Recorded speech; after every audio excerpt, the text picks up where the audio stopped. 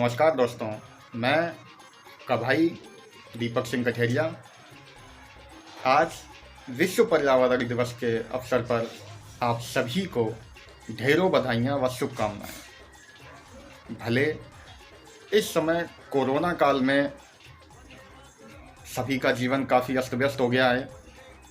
बेरोजगारी चरम पर है, भुखमरी चरम पर है, लोग मर रहे हैं, कोई रोड पे, कोई अस्पतालों में, कोई एक्सीडेंट के द्वारा।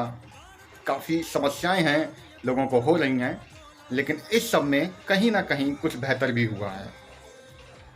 आज पर्यावरण साफ हो गया है, आज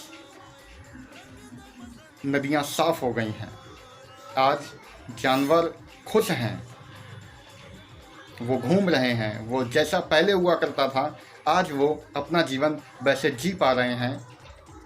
इस समय में भले इस समय प्रकृति हर तरह से हमसे बदला ले रही है, हर तरह से वो हमें हमारी औकात बता रही है।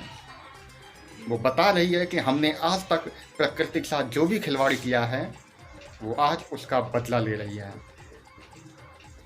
प्रयत्न करें कि जब भी आने वाला समय ठीक हो जाए, जब भी हम कोरोना से जीत जाएं, जब भी हम कभी अपने घरों से बाहर निकलने लगें, तो जो गलतियां पहले कर चुके हैं उनको ना दोहराएं।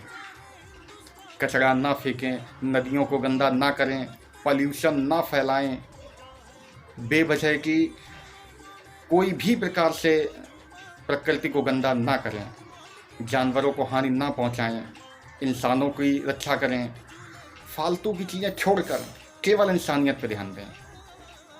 ये हम सबकी जिम्मेदारी बनती है कि यह देश हमारा है, यह पृथ्वी हमारी है, प्रकृति हमारी है, तो इसकी रक्षा करना भी हमारी ही जिम्मेदारी है।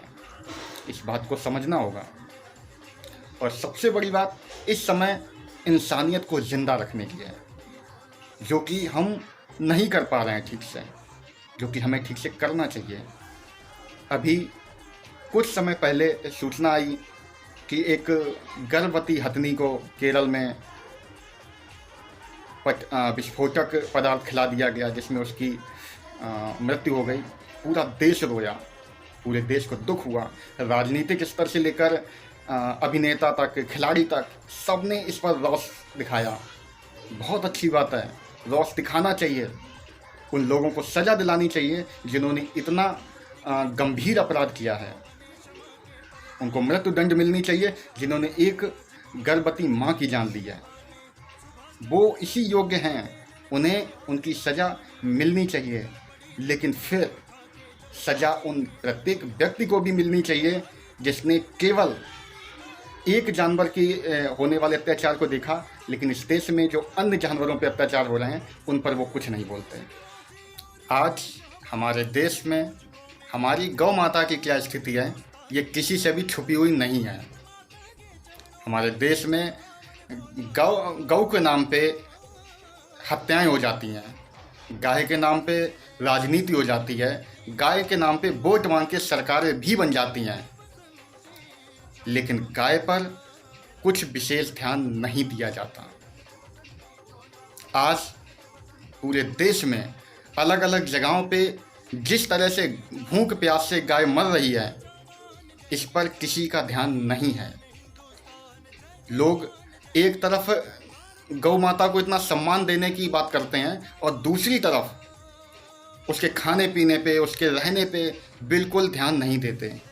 ये बहुत गलत बात है और ये दोहरी राजनीति लोगों को नहीं करनी चाहिए। एक तरफ वो इसको संरक्षण की बात करते हैं, एक तरफ बचाने की बात करते हैं, एक तरफ उसके नाम पे राजनीति करने का कार्य करते हैं, और दूसरी ही तरफ उस पर ध्यान तक नहीं देते कि वो किस स्थिति में है।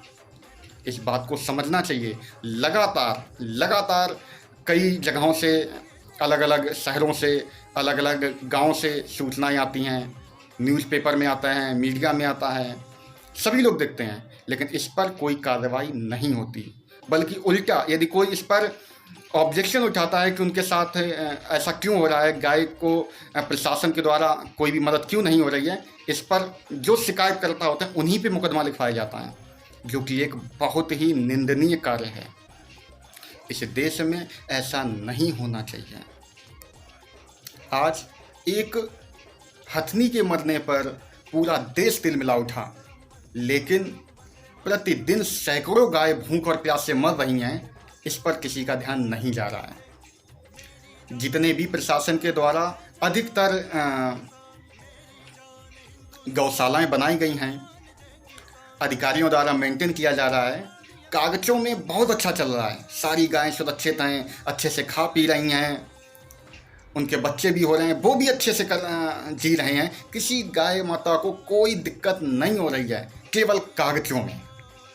आधिकारिक लेवल पे केवल कागजों में सब सुरक्षित है, लेकिन असल ज़िंदगी में देखा जाए तो प्रत्येक गाय कहीं ना कहीं भूख प्यास से मर रही है, जिस पर किसी का ध्यान नहीं जाता है। मैं प्रशासन से आग्रह करता हूं कि इन चीज़ों पर ध्यान दिया जाए। जानवर सभी समान हैं, किसी की भी जान कम नहीं है, चाहे वो इंसान हो, जानवर हो, पशु पक्षी हो, पेड़ पौधे हों, सभी का होना बहुत महत्वपूर्ण है प्रकृति में। मैं आग्रह करता हूं कि इन चीज़ों को गंभीरता से लिया जाए, प्रत्येक जानवर को संरक्षण दिया जाए, उस पर राजनीति करने की बजाय उसकी देखभाल करने पर ध्यान दिया जाए। तो संसार में जो आज प्राकृतिक आपदाएं आ रही हैं, जो प्रकृति हमसे बदला ले रही है, शायद ऐसा ना हो।